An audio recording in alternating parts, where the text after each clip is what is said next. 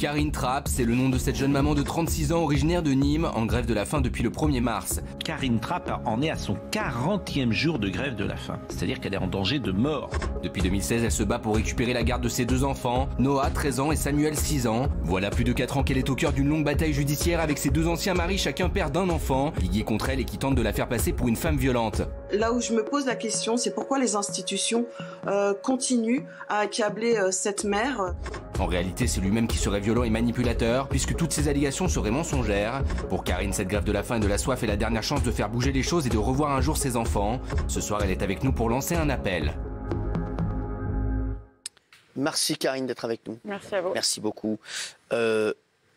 Karine qui se bat donc depuis de longues semaines pour récupérer la garde de ses enfants, ses seules armes, la faim et la soif. Elle ne mange plus depuis 40 jours. Elle risque aujourd'hui sa vie. On vous voit très amaigrie, Karine. 40 jours. Karine, après 4 ans d'enfer et de souffrance et de harcèlement judiciaire, vous vous battez donc pour récupérer la garde de vos enfants. Tout a commencé en 2016 quand vous portez plainte contre le père de votre 2e enfant, Samuel, pour dégradation de domicile et violence physique. Qu'est-ce qui s'était passé à l'époque? Alors effectivement, j'ai déposé plainte en octobre 2016 après avoir décidé de me séparer définitivement de lui. C'est à ce moment-là qu'il s'est rapproché du père de mon fils, de votre premier enfant. De mon premier enfant, avec qui j'avais des relations pas mirobolantes, mais on va dire cordiales. Et donc j'ai déposé cette plainte. Ensuite, lui, je l'ai appris bien plus tard, a fourni des photos que j'ai jamais vues. Parce que cette plainte va se retourner contre vous. Voilà, en fait c'est ça. Ma plainte elle s'est retournée. Donc il a fourni des photos. Il y avait quoi sur ces photos? Alors des photos que j'ai vues quelques années, plus de 2 ans après, des photos où il a le visage totalement tuméfié en fait. Et en le père de votre 2e enfant. Voilà, c'est ça. Et il a prétendu que c'était vous? Oui. Vous le battiez? Oui, c'est ce qu'il a dit. Ces photos, vous les aviez jamais vues avant?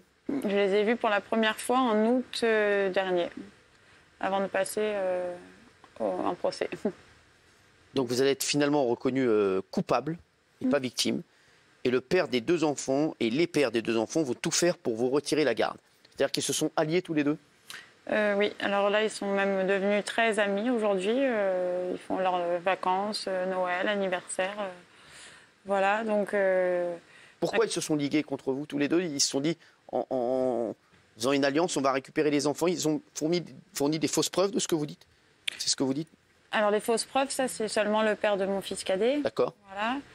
Et le premier père, est-ce qu'il a fait état de violence de votre part aussi ou pas du tout? Non, il n'a pas fait état de violence. Par contre, lui avait été condamné pour avoir 2-3 fois un peu pété les plombs, on va dire, antérieurement. Mais ça, c'est pas venu...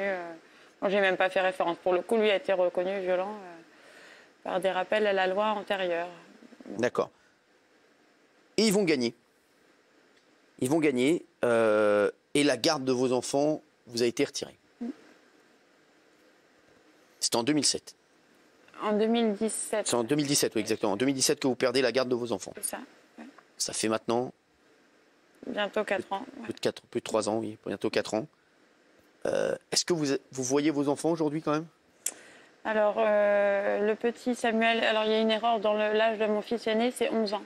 D'accord. Voilà. Donc, le petit qui a 6 ans, Samuel, je le vois 2 fois par mois au mieux, pendant 1h30. Il faut que je fasse 8 heures de route aller-retour pour le voir. Et Noah, je le voyais dans les mêmes conditions jusqu'à plus récemment.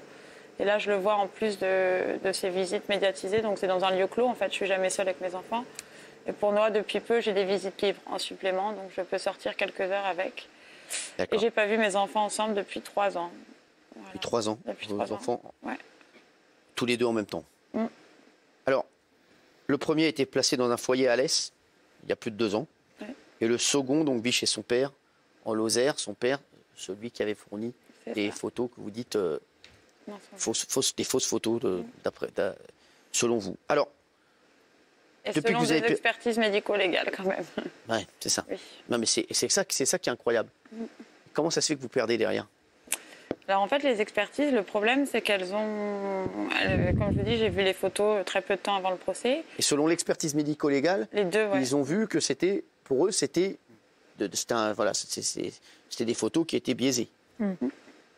Et même l'un des 2 experts est formel sur le fait que ce sont des automutilations, quoi. Ah oui, et donc Voilà. et comment se fait-il que pendant le procès, ça n'ait pas été pris en compte? Alors, il y a des soucis, en particulier à la cour d'appel de Nîmes. Ça a déjà été dénoncé plusieurs fois dans la presse. C'est-à-dire que c'est jugé vraiment à la va-vite, quoi. Et les personnes, d'ailleurs, de mon entourage qui étaient présentes à ce procès, à chaque fois que j'ai essayé de parler de ces photos-là, on m'a demandé de me taire, clairement, quoi. Et alors, mon interprétation, ce serait que voilà, la garde de mes enfants, ça dure depuis tellement longtemps et je fais tellement de bruit, on va dire, entre guillemets, que c'était aussi peut-être un moyen de valider a posteriori tout ça et voilà, que je perde tout crédit au niveau justice, au niveau médiatique. Alors, depuis que vous avez perdu la garde de vos enfants, vous battez pour les récupérer. Il y a déjà eu 19 décisions de justice dans cette affaire. Plus que ça. Plus que ça. Toutes contre vous? Alors, tout confondu, il y en a presque même une centaine. Et elles sont toutes contre vous, ces décisions? Alors, pas toutes, puisque en 2017, début 2017, quand les papas ont attaqué, il y a des décisions qui ont été en ma faveur, clairement. Donc, la garde me restait et même le papa de Samuel s'est vu refuser une extension de ses droits de visite. Voilà, la juge avait été assez clairvoyante, en fait, et ça a basculé en l'espace de quelques mois, quoi. Oui, Gilles Vernet. Madame, quand on regarde l'affaire, on a l'impression d'une machination contre vous. Oui. Deux pères, la justice et toutes ces décisions dont Cyril parlait, le système social. Pourquoi est-ce que tout ça, pourquoi est-ce qu'on vous en veut tant, madame? C'est ça, c'est vrai que c'est incroyable. Alors, mon vouloir, moi, je constate. Après, l'interprétation de pourquoi, quel est le but de certaines personnes, je ne peux pas faudrait leur demander à elles directement. Ce que je peux affirmer, c'est que le but du papa de Samuel, c'est de se venger, ça c'est très clair. Malheureusement, il y a eu l'intervention des services sociaux et puis si vous regardez un petit peu ce que sont les placements abusifs d'enfants en France, c'est assez catastrophique. Hein. Donc, alors un concours de circonstances, certainement. Et puis, après, des magistrats qui ne veulent pas reconnaître leurs erreurs, quoi. Donc, ça... Karine, Voilà, un peu tout les enfants mélangé. aujourd'hui, vos enfants, ils ont 6 et 11 ans. Oui. Ils se font une idée de la situation. Qu'est-ce qu'ils veulent, les enfants? Ils veulent venir vivre avec vous? Ah là là. Est-ce qu'on leur a demandé leur avis aux enfants? C'est une question vraiment qui est super parce que Noah, qu'on lui demande son avis ou pas, son discours est toujours le même. À chaque appel médiatisé, donc devant témoins, éducateurs, etc., il demande à rentrer tout le temps. C'est Chez sa mère? Oui.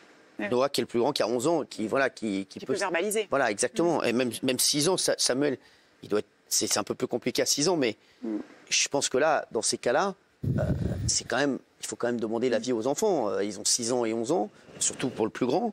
Si vous dites qu'à chaque fois, il veut rentrer chez sa maman, je ne comprends pas que les autorités et les personnes responsables ne prennent pas en compte leur avis. Alors, aujourd'hui, vous avez décidé de faire une grève de la faim. À quel moment vous dites c'est le seul moyen de me faire entendre? À un moment où, de toute façon, de voir comme ça les années passées, aucun progrès. Presque 4 ans sans voir vos enfants. Presque 4 ans, sans les... Ouais. Et la santé, mine de rien, quand vous êtes surmené, parce qu'en plus de ces décisions, il y a aussi le surmenage devoir aller à gauche, à droite, de ne plus pouvoir travailler. Vous ne travaillez plus? Je ne peux plus travailler. Les visites, elles changent quasiment toutes les semaines, j'exagère à peine. Est-ce que vous avez un nouveau compagnon aujourd'hui? Oui, depuis... Vous êtes dans cette... Qu'est-ce qu'il dit de votre grève de la faim? Parce qu'il doit être inquiet quand même. Oui, il doit être inquiet pour votre santé, comme nous. Alors, l'ironie de l'histoire, c'est qu'il est docteur, enfin médecin. D'accord. Voilà. Oui, mais bon. Donc, il essaie de surveiller tout ça? Oui, le quotidien vraiment avec moi, ça a été encore des sacrifices. Il vous dit quoi? Il vous dit pas que vous vous mettez en danger? Si, il me le dit très régulièrement, oui, bien sûr, tous les jours même. Qu'est-ce que vous attendez? Parce que là, ça fait 40 jours quand même, la grève de la faim. Ça s'arrête, oui. Mais est-ce que vous sentez que ça bouge ou pas du tout? Médiatiquement, je vous remercie, vous faites partie des personnes qui réagissent. Au niveau judiciaire, c'est le silence total. C'est ça, parce que si silence total. 40 jours... C'est ça votre avocat? Alors, j'ai une avocate pénaliste, elle qui bouge beaucoup, mais malheureusement, les délais pénaux ne sont pas ceux du civil, en fait. C'est incroyable. Donc, elle a fait d'ailleurs une interview publique, Maître Aoudia, où elle affirme que ça aboutira. Hein. C'est ce qu'elle me dit aussi. Mais il y a plein de gens sur les réseaux sociaux qui disent « Pourquoi il y a un de vos enfants qui est placé en foyer ?» Oui. Ah. Oui. Alors, en 2017, mes enfants ont fait une petite période en foyer, et ensuite, chacun chez leur papa. Donc, Samuel, lui, il y est resté. 2017, quand vous avez perdu la garde. Voilà. Oui. D'abord, ils ont fait 3 mois d'observation, on va dire, en Parce foyer. que moi, je veux bien le papa qui veut absolument avoir son fils, mais si c'est pour le mettre en foyer, je ne comprends pas. Ouais. Alors, ce papa, vraiment, je pense qu'il y a encore quelque chose à tirer de ce papa qui est pas. En fait, ce papa, il est malade. Déjà, faut savoir. Très bien. Mais non, c'est important qu'on sache. Bah, voilà. Donc ça, c'était le premier. Ça, c'est le papa de Noah. Voilà. Exactement, du plus grand. Oui. Donc lui, il peut plus. De toute façon, le petit lui a été retiré en urgence, en fait. Mais le papa de Noah, il n'a pas envie que vous le récupériez, Noah. Il ne dit pas, mon fils, il a envie d'aller avec sa maman. Est-ce que je ne vais pas tout faire pour qu'il aille avec sa maman? Est-ce que je ne vais pas essayer de faire le nécessaire? Si on peut lui passer un petit message, ce serait bien. Parce que je pense que la clé, elle est là. Si votre premier mari, vous me dites en plus qu'il est plutôt de bonne constitution, enfin, c'est quelqu'un avec qui on peut discuter, est-ce que vous ne pensez pas que si lui dit, moi, mon fils, je préfère qu'il soit chez sa maman qu'en foyer, même s'il y a des foyers, vraiment, et les personnes qui travaillent en foyer s'occupent extrêmement bien des enfants, je le dis, mais c'est vrai que si Noah, en plus, veut être avec sa maman, est-ce que c'est pas là la solution? Si, alors là, je pense que clairement, il y a l'intervention du papa de Samuel qui pose un gros problème. Donc le deuxième. Papa, voilà. Et puis, comme ils sont tous les deux, il a une grosse influence sur le premier papa, le deuxième? Donc c'est le problème, il est là. En fait. Ah oui. Est-ce que vous avez essayé de parler directement au premier papa? Et les services sociaux, le papa de Samuel? Non, le premier papa de Noah. Le papa de Noah. Là, il y a coupure de contact totale. Et le problème, c'est qu'un des motifs de replacement, c'est le fait qu'on n'arrive pas à s'entendre.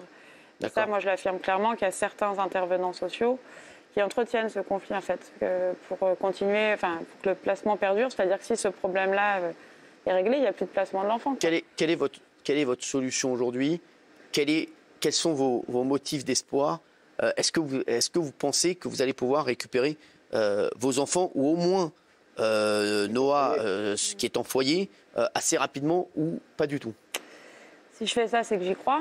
Je veux dire, plus les jours passent, plus on se demande quand même quand ça va arriver. Et que là, je commence passer les 30-40 jours, ça commence à être sacrément 40 compliqué. Jours, oui. Et madame, il n'y a pas des grands-parents à qui on peut parler ou à qui vous pouvez parler? Les parents des papas, vous voulez dire? Alors, en fait, le papa de Noah, il l'a très très peu vu, ce qui est même étonnant que d'ailleurs Noah lui a été confié dans un premier temps. Et les grands-parents, c'est à l'autre bout de la France. J'ai très peu de contacts. Il y en a eu pendant les premières années de Noah, mais c'est vrai que c'est rompu. Vous êtes toute seule? C'est rompu et puis il n'y a pas de... Bernard Montiel. Ouais. Madame Trapp, ce que vous venez de nous dire est bouleversant. On est de tout cœur avec vous, évidemment. On partage votre douleur et l'absence de vos enfants, évidemment. Mais sauf qu'il y a une loi, et c'est quand même, la loi est incroyable, parce que l'autorité parentale, elle peut être retirée aux parents quand ça représente un danger pour son enfant. Oui. Donc ça a été traité plusieurs fois et à chaque fois on est revenu là-dessus. Que répondez-vous à ça? C'est terrible, je trouve. Parce que vous avez eu quand même, il y a eu plus de 19 décisions de justice. Oui, et à chaque fois on est revenu sur le même sujet. Comment se fait-il que la décision soit toujours la même? Alors, la mise en danger de l'enfance, vous voulez, manque de soins. Ah oh là, il n'y a jamais eu rien. Il y a plein de choses. Non, mais bien sûr, madame, je ne mets pas votre foi en doute. Non, bien sûr. Je pense que c'est les résultats. Je sais que c'est assez difficile à croire. Alors, pour Noah, j'ai toujours l'autorité parentale. Noah qui est en foyer, donc je suis censée pouvoir prendre les décisions, etc. Dans les faits, non. Et pour Samuel, je me suis vue retirer l'autorité parentale. Alors, je précise que j'avais fait déjà une première grève de la faim en 2018. Je pourrais vous expliquer pourquoi j'en étais arrivée là. Et en fait, dans la foulée, à peine arrêtée, je me suis fait retirer l'autorité parentale. Les procédures pénales ont commencé. Et pourquoi retirer l'autorité parentale? Alors, c'était pour mes activités parisiennes. C'est-à-dire que je n'ai pas pu aller aux visites pendant quelques semaines avec Samuel. Et il y a eu ça. Il y a eu, par exemple, Samuel s'est cassé le fémur chez son papa. Moi, j'étais pas joignable ce jour-là, puisque preuve à l'appui, article de journal, il y avait une coupure de réseau dans le village. Il a essayé de me joindre ni par mail, ni mon entourage, etc. Alors que j'avais en plus envoyé des recommandés en disant si un jour il y a un souci, voilà, appelle-moi par tout moyen, je veux s'il y a une urgence pour Samuel. Et il a réussi à faire croire comme ça, sur ces simples paroles, que j'avais pas été joignable ce jour-là. Donc plein de petits détails cumulés, mes activités parisiennes, le fait que j'ai pas été joignable ce jour-là. Voilà, ça suffit pour retirer l'exercice de l'autorité parentale. En fait, j'ai toujours l'autorité parentale. Karine, on espère que votre témoignage ici, dans Touche pas à mon poste, va faire bouger les choses. Et surtout, moi, ce que je vois, je vous dis, je pense que la chose à faire urgemment, c'est demander l'avis des enfants et surtout de Noah, 11 ans, qui a un avis sur avec qui il a envie de vivre. Et s'il dit qu'il a envie de vivre avec sa maman, je pense que voilà, il faut écouter l'enfant. Merci Karine d'avoir été avec nous. Faites attention quand même à votre santé. Merci beaucoup. Je sais que votre nouveau compagnon, vous l'avez dit, est médecin, mais il n'est pas magicien. Voilà, exactement. Donc faites attention Et vraiment, moi, je pense que là, vous avez fait assez de jours de grève de la faim. Vous êtes fait entendre.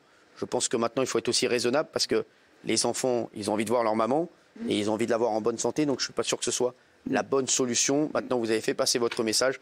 Je pense que maintenant, il faut que vous passiez, voilà, il faut que vous repreniez une vie, j'ai envie de dire, entre guillemets, normale et que vous essayiez de vous battre par les différents modes de recours qui vous sont proposés, différents recours, parce que là, vous allez mettre votre santé en danger. Et je ne pense pas que le petit Noah ni le petit Samuel aient envie d'avoir une maman qui soit en mauvais état. D'accord ? Merci beaucoup en tout cas. Merci Karine, merci.